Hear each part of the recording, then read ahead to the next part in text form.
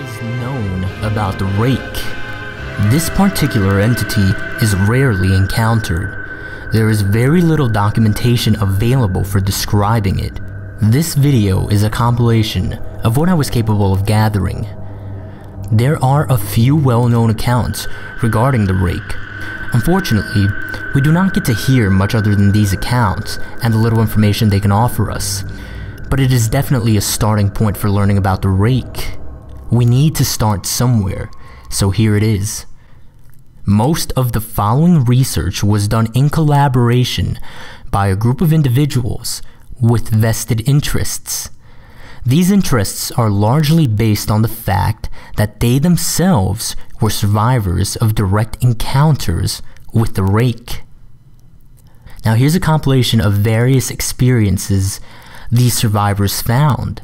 The first is from a mariner's log, and it is dated 1691.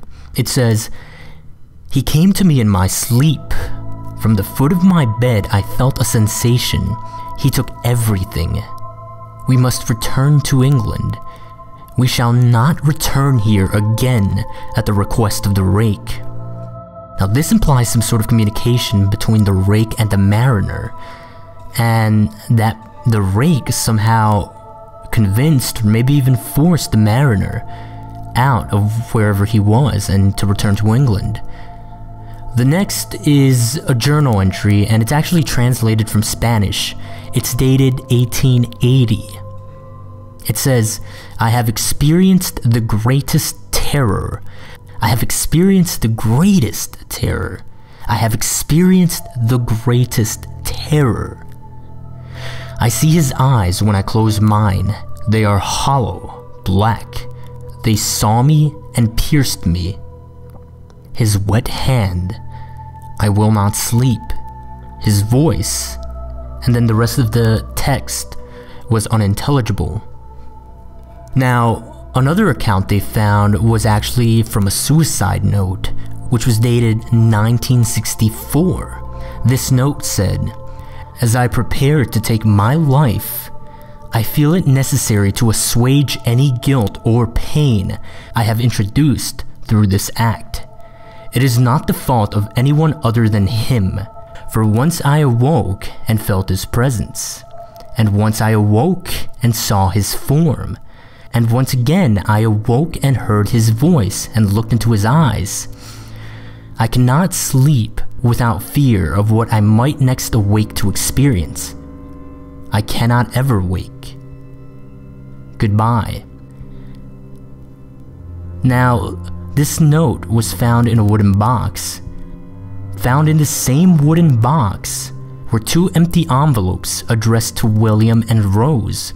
There was also one loose personal letter with no envelope.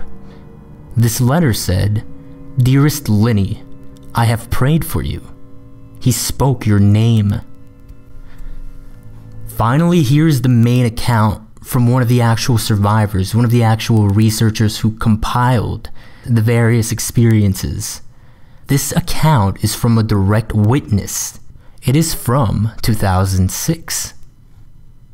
3 years ago, I had just returned from a trip from Niagara Falls with my family for the 4th of July. We were all very exhausted after a long day of driving, so my husband and I put the kids right to bed and called it a night. At about 4 a.m., I woke up thinking my husband had gotten up to use the restroom. I used the moment to steal back the sheets, only to wake him in the process.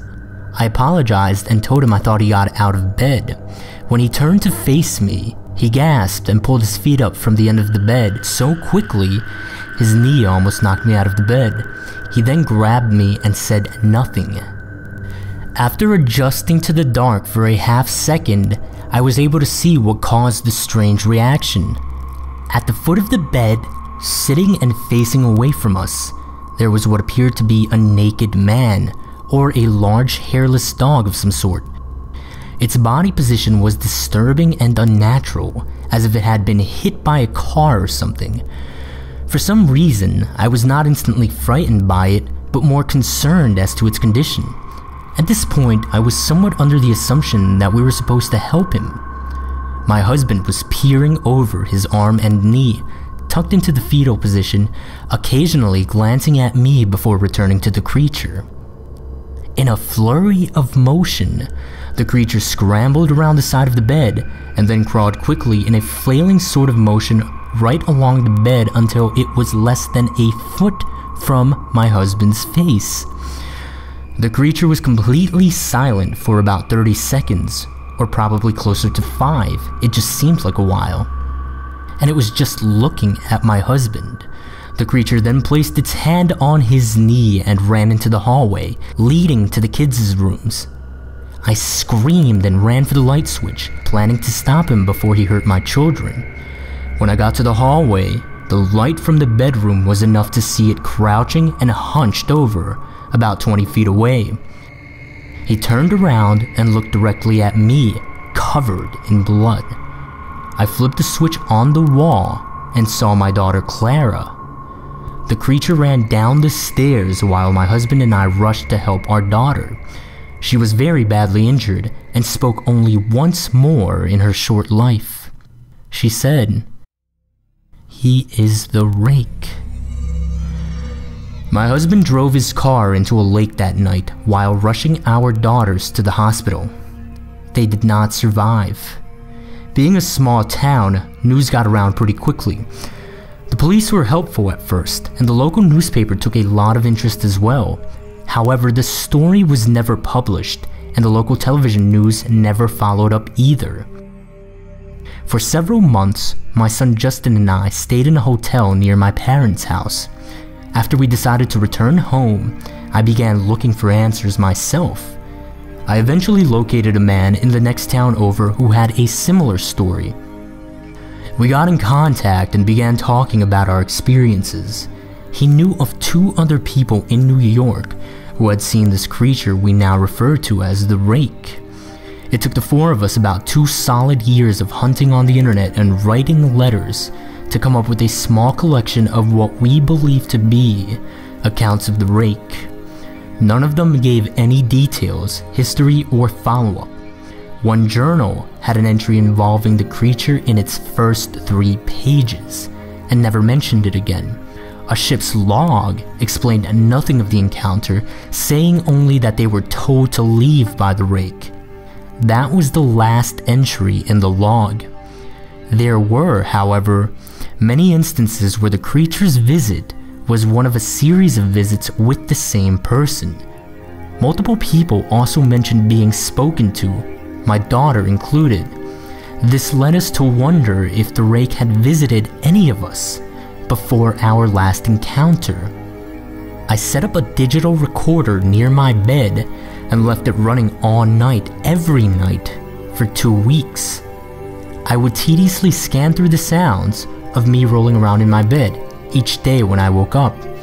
By the end of the 2nd week, I was quite used to the occasional sound of sleeping while blurring through the recording at 8 times the normal speed.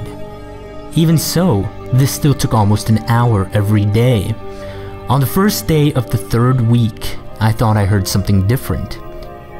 What I found was a shrill voice. It was the rake. I can't listen to it long enough to even begin to transcribe it.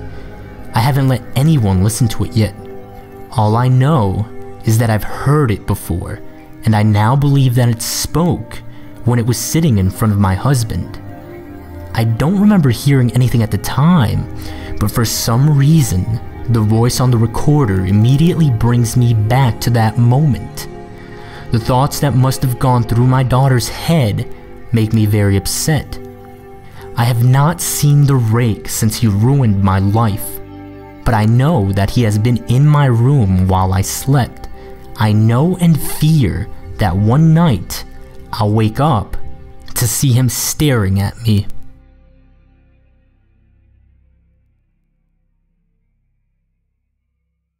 Beyond these accounts and the compilation of these experiences, there is very little information regarding the rake, except for a few other things. The first is a strange will that was left by a woman named Miss Elizabeth Bellow. Now, she left behind a video, and in her will, she had it stated explicitly that her family's inheritance not be released until they saw this video in its entirety.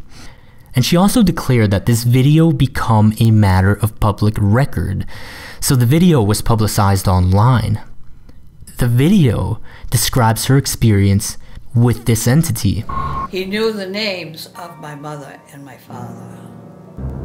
He said that he knew what they dreamed, and that they knew he was called the rake. I'm just going to go ahead and put the link to it in the description. I really suggest watching it because it is pretty offsetting. But it has the potential to provide some more information regarding what the rake is and how it behaves. On a disturbing note, as of October 28th, 2011, which is the time her entire family first viewed this video, 5 of Miss Bellow's relatives have passed away. There is one more potential connection to consider. The rake may have some sort of connection to the Slender Man, or the Slender Man may have some sort of connection to the rake. The hypothesis here comes from Sigma radiation. Sigma radiation is a strange energy signature that was found in the bloodstream of victims of the rake. This very same energy signature was found in a cloth left behind at the scene of one of Slender Man's victims. This energy signature has never in history been encountered before. In fact, radiation might be a misnomer because it isn't radiation as we know it. The people who labeled it simply needed to give this energy signature a label, so they called it Sigma radiation. Beyond this, there is not much known about this relationship or this connection between the Slender Man and the rake. But it is definitely something that needs to be kept in mind and probably will need further research and investigation. So as you can see, we currently have very little to go on. The connections to Slender Man seem to be the most recent data gathered about the rake. Perhaps further investigation into this relationship will yield useful information. However, anyone doing any such investigation should remain cautious. We do not know exactly how or why these beings behave the way that they do, but if we seek to prevent further dangers and prevent further victimization, then we must push forward in our exploration of this phenomenon.